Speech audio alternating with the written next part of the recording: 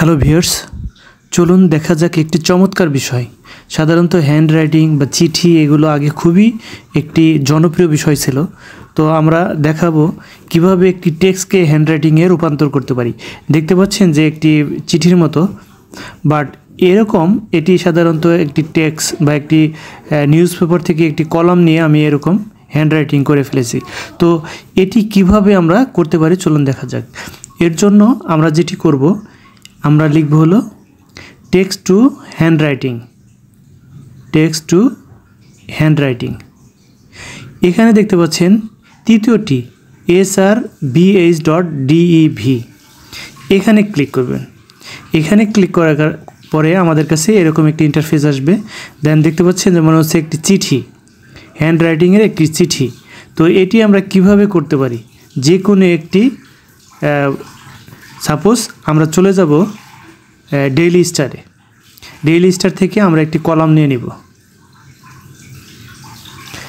আমরা ডেইলি স্টারে ক্লিক করে দেন আমাদের কাছে এরকম একটি ইন্টারফেস আসবে ডেইলি স্টারের পেপারের।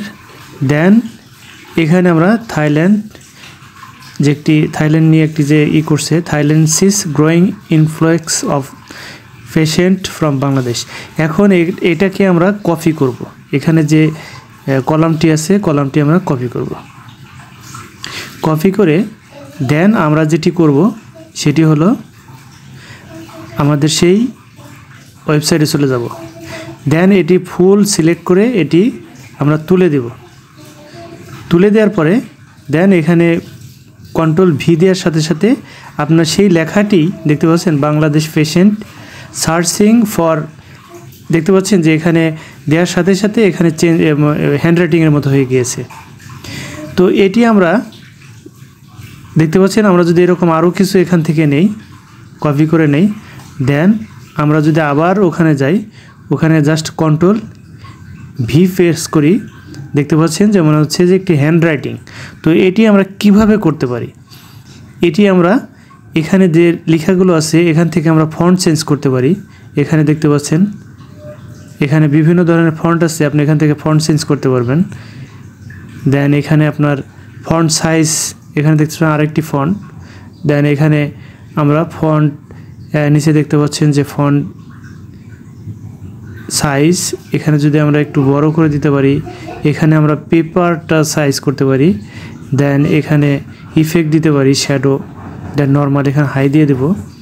দেন এখানে একটি লেখার মধ্য থেকে আরেকটি লেখার গ্যাপ কতটুকু হবে সেটাও আমরা ইচ্ছা করলে এখান থেকে কমাতে বাড়াতে পারি। দেন এখানে আমরা যদি মার্জিন তুলে দিতে চাই সেক্ষেত্রে এখানে অফ করে দিতে হবে, বা এখানে যে দাগ আছে সেই দাগগুলো আমরা এখান থেকে তুলে দিতে পারি। দেন জেনারেট ইমেজ। দেন আমরা যেটি করব সেটি হলো, এখন দেখতে পাচ্ছেন যে এরকম একটি হ্যান্ড রাইটিংয়ের মতো হয়ে গিয়েছে। তো এটি আমরা কিভাবে আরও অনেক উপায়ে এগুলো আমরা চেঞ্জ করতে পারি, আপনার ইচ্ছা করলে এগুলো দেখে নিতে পারেন এবং কিভাবে এটি চেঞ্জ করা যেতে পারে। আর রাইট সাইডে যে বিষয়গুলো আছে এগুলো আপনারা খেয়াল করবেন।